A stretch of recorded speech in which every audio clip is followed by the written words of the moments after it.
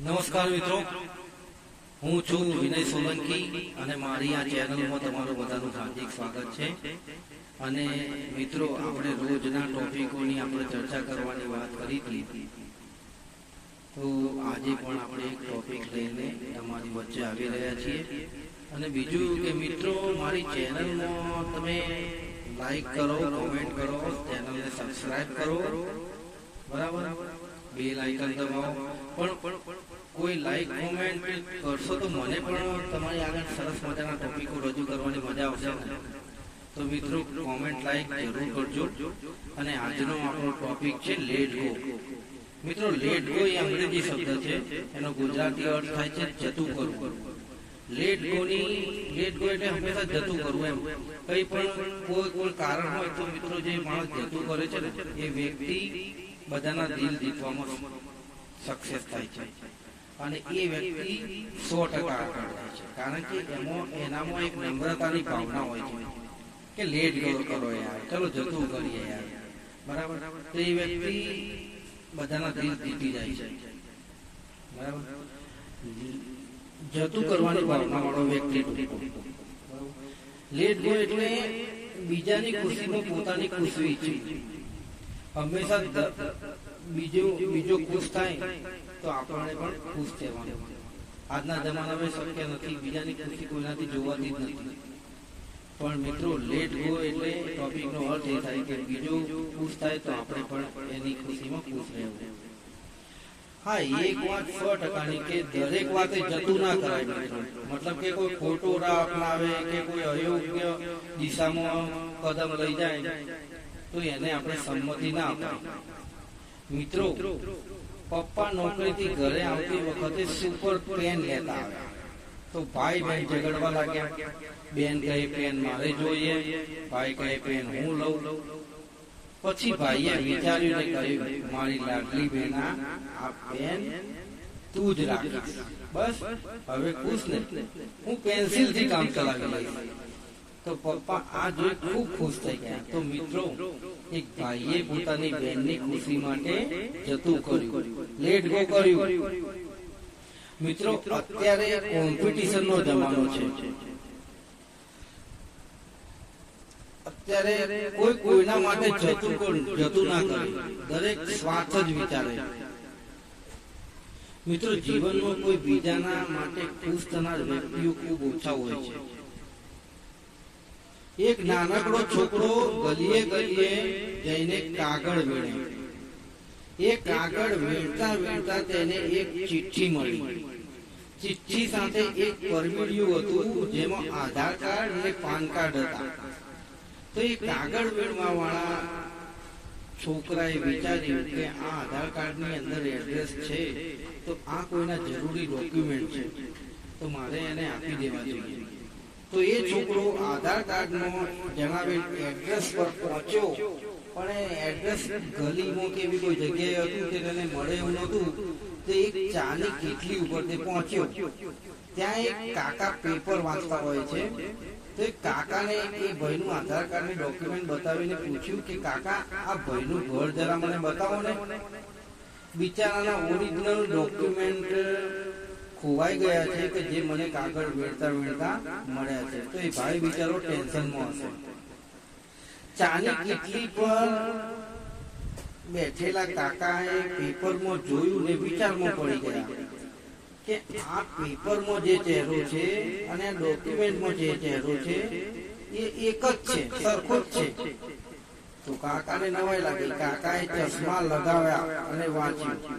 તો એમાં લખેલું હતું કે મારા ઓરિજિનલ ડોક્યુમેન્ટ ગુમ થયેલ છે, તો જે કોઈ પણ મળે એ આ એડ્રેસ ઉપર આવીને આપી જાય તો હું એને 2000 રૂપિયા ઇનામમાં આપીશ. તો કાકાએ એક કાગળ વેણવા વાળા છોકરાને શું કહ્યું મિત્રો ખબર છે? એક કાગળ વેણવા વાળા છોકરાને કહ્યું કે બેટા, આ ડોક્યુમેન્ટ તો મારા ભાઈના દીકરાના છે, તું આપી ગયો તે બદલ તારો ખૂબ ખૂબ આભાર. લે આ 50 રૂપિયા વાપરજે. તો કાગળ વેણવા વાળો છોકરો બિચારો 50 રૂપિયા લઈને પોતાની રોજની પ્રવૃત્તિ કરવા લાગ્યો. પણ મિત્રો, એ કાકાએ એ ભાઈના ઘરે જઈ 2000 રૂપિયા લીધો. તો મિત્રો અત્યારે જતું કરવાની ભાવના કોઈનામાં છે જ નહીં. એ કાકાએ એવું વિચાર્યું કે આ કાગળ વીણવા વાળા ગરીબ છોકરાને હું બે પૈસા કમાઈને પુણ્ય કમાવું. ના મિત્રો, અત્યારના જમાનામાં જ્યાં જુઓ ત્યાં સ્વાર્થ જ છે. ખૂબ રૂપિયાના માલિકની પત્ની જ્યારે બજારમાં સબ્જી ખરીદવા જાય ને ત્યારે સબ્જી વાળો કહે 50 રૂપિયા 2.5 કિલો બટાકા, તો એ કહે 40 માં આપો. મિત્રો 10 રૂપિયા વધારે આપવાના બદલે તે 10 રૂપિયા ઓછા આપવાની એની ભાવના છે. અને સબ્જી વાળો સબ્જી આપી પણ દે છે, કેમ કે એ શેઠના પત્ની છે. શેઠ કોઈ દિવસ આપણું કામ કાઢશે એ હેતુથી. મિત્રો, આ જમાનામાં કોઈ કોઈના માટે જતું ના કરે. હંમેશા બીજાની ખુશીમાં પોતાની ખુશી માનનારા માણસો દુનિયામાં છે, એવું નથી કે બિલકુલ નથી.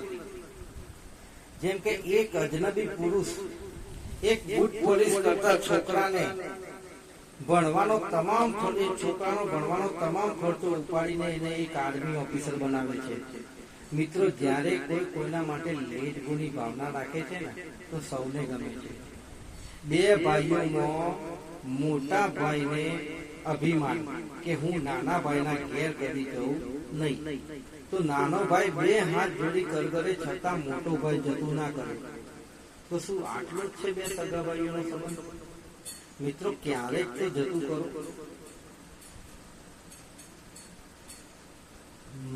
પોતાનો બાળક જ્યારે સ્ટેજ પર જઈ સારો પરફોર્મન્સ આપે તો મા બાપ તાળીઓનો ગડગડાટ કરે, અને બીજા બાળક કરે તો કોઈ પ્રતિક્રિયા નહીં.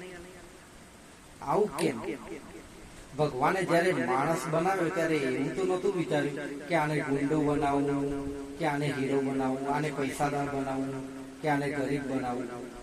પરંતુ આપણે આપણા કર્મોને લીધે એક મનુષ્ય તો બન્યા, એનો આભાર વ્યક્ત કરવાના બદલે પેલો આમ કેમ એ જ વિચાર કર્યા કરીએ છીએ. મિત્રો, જીવનમાં કાંઈ લાયા નથી અને કઈ લઈ જવાના નથી, તો પછી કોઈની ખુશી, કોઈના સપના, કોઈના જીવનને આબાદ બનાવવાનો વિચારો નહીં કે બરબાદ. થોડું ઘણું પણ આજના જમાનામાં કોઈ લેટ ગો કરતું નથી. મિત્રો, દરેક નામાં એક અભિમાન ઘર કરી જાય છે, પણ એ અભિમાન તમને દરેક વાતે પછાડશે, યાદ રાખજો. મિત્રો, જેટલું તમે જતો કરશો એટલું જ સામેવાળાનું હૃદય પરિવર્તન થશે. એક બેન રોજ પાડોશીના ઘર આગળ કચરો નાખે તો એ બેને પોતાના પતિને વાત કરી કે આ સામેવાળી આપણા ઘર આગળ જ કચરો નાખે છે, તો એનું શું કરીશું? તો એનો પતિ ઠંડા દિમાગથી વિચારી કહે કે કાંઈ વાંધો નહીં, એ કચરો કચરાની ડોલમાં ભરી દે. રોજ એ બેન કચરો નાખે અને પેલી બેન પોતાના પતિના કયા પ્રમાણે રોજ કચરો કચરાની ડોલમાં ભરી દે. એક વખત કચરો નાખવા વાળી બેનને થયું કે આપણા પડોશી ખૂબ ભલા માણસ છે, અને એ બેને પણ પોતાના ઘર આગળ કચરાની ડોલ મૂકી દીધી. મિત્રો, મોટો ઝઘડો કરીને પણ એ બેન કહી શકે એમ હતી કે તારું કચરું તારા આંગણે નાખ, પરંતુ એને લેટ ગોની ભાવના રાખી. જીવનમાં પ્રેમ ભાવ અને જતું પાડવાની ભાવના હશે તો તમે દરેકના દિલ જીતવામાં સફળ થશો. મિત્રો, કેમ કે કચરો નાખવો એ કારણ છે, પણ પ્રેમ ભાવનો સંબંધ નિભાવવો એ પરિણામ છે.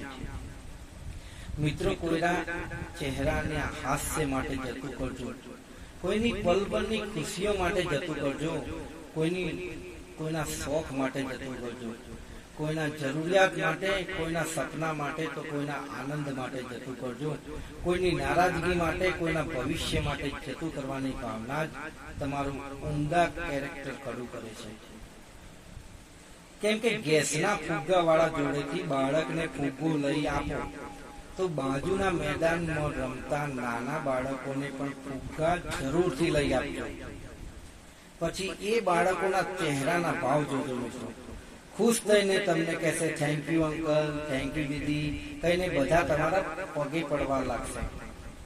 કેમ કે મિત્રો, ઘણા એવા લોકો છે કે જેમને પૂરતું ખાવા અને રહેવા પણ મળતું નથી, તો બાળકોના દરેક શોખ પૂરા કરવા એ મા બાપના હાથમાં હોતું નથી. મિત્રો ક્યારેક કુદરત ઉપર છોડી જતું કરશો તો કોઈની દુઆ તમારું જીવન બદલી નાખશે.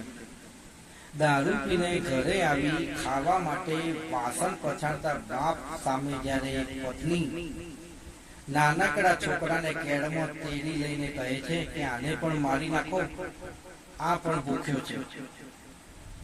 એક બાળક અને પોતાના પરિવારની ખુશીઓ માટે એ જ ક્ષણે એ જ પડે એ બાપે દારૂને હંમેશ માટે બાય બાય કહી દીધું મિત્રો, ને પોતાના જીગરના ટુકડાને ખવડાવીને પોતે પછી ખાધું. મિત્રો, લાગણીનો દરિયો જેવો છે કે જે તમને જતું કરાવે છે. પ્રેમમાં પાગલ બનેલ પ્રેમી મા બાપની ખુશીઓ અને સપનાઓ માટે પોતાની પ્રેમિકાને ભૂલીને બીજે લગ્ન કરી કાયમ માટે જતું કરે છે. પોતાની દુનિયામાં મસ્ત રહેનાર લેખકને લોકો કહે છે, તારા લેખ તું સિક્રેટ રાખ, નહીં તો કોપી થઈ જશે. ત્યારે એક લેખક જણાવે છે કે દુનિયાના લોકોને વાંચવા માટે તો ભગવાને મને લખવાની કળા આપી છે. મિત્રો, ગુસ્સામાં ક્યારેક કોઈ પોતાના મા બાપ કે કોઈ મિત્ર કે કોઈ સ્વજન કઈ બોલી જાય ગુસ્સામાં, તો સામે બોલવાના બદલે તમે એક ખૂણામાં બેસી વિચારજો જરૂર કે એમના એ શબ્દો મારા માટે સારા હતા કે ખરાબ. તો ગુસ્સો કરવાના બદલે તમને જતું કરવાની ભાવના યાદ આવશે. કેમ કે અત્યારનો માણસ એવું વિચારે કે કોઈ મને કઈ કહી જવું ના જોઈએ, એવા અભિમાનમાં રાખતા હોય છે. સાચું અને સારું સામે કહી દેનાર વ્યક્તિના મનમાં ક્યારેય પાપ હોતું નથી મિત્રો. તો મિત્રો, જેટલું તમે લેટ ગોની ભાવના રાખશો તેટલું તમે બધાના મન જીતી શકશો. હંમેશા કોઈ પણ વાતે મિત્રો તમે લેટ ગોની ભાવના રાખો, કેમ કે જતું કરવાની ભાવનાથી સામેવાળા માણસના દિલમાં આપણી સારી છાપ પડે છે કે આ માણસ દરેક વાતે જતું કરે છે, તો આપણે એને પ્રથમ સ્થાન આપીએ. મિત્રો, ઓફિસોમાં ઘણી જગ્યાએ ઘણી બધી જગ્યાએ કોઈ પટાવાળાઓ ઘણા બધા નાના માણસો કામ કરતા હોય છે. શેઠ કોઈ જે સુતાવડે બોલી જાય તો પણ એ લોકો મનમાં લે નહીં, કારણ કે એ લોકો હંમેશા જતું કરવાની ભાવના રાખે છે કે શેઠ તો બોલે, એમનું કામ છે બોલવું અને આપણે કામ કરવું, આપણી જવાબદારી નિભાવવી. બરાબર. જતું કરવાની ભાવના વાળો વ્યક્તિ લોકોના દિલ જીતે છે મિત્રો, અને એ જીવનમાં હંમેશા આગળ જાય છે. તો લેટ ગોના આ ટોપિક ઉપર એક શાયરી થઈ જાય મિત્રો. गुस्सा, जलन और लालच तुम्हें एक अभिमानी मनुष्य बनाती है, पर सबकी खुशी में खुश रहना, एक दूसरे की मदद करना, हमेशा लेट गो की भावना और स्वभाव में नम्रता तुम्हें सही और सच्चे इंसान बनाकर इंसानियत की भावना पैदा करती है. મિત્રો, કેવો લાગે ટોપિક? લાઈક કોમેન્ટ જરૂર કરજો અને આગળના ટોપિક માટે રાહ જોજો. જય માતાજી મિત્રો.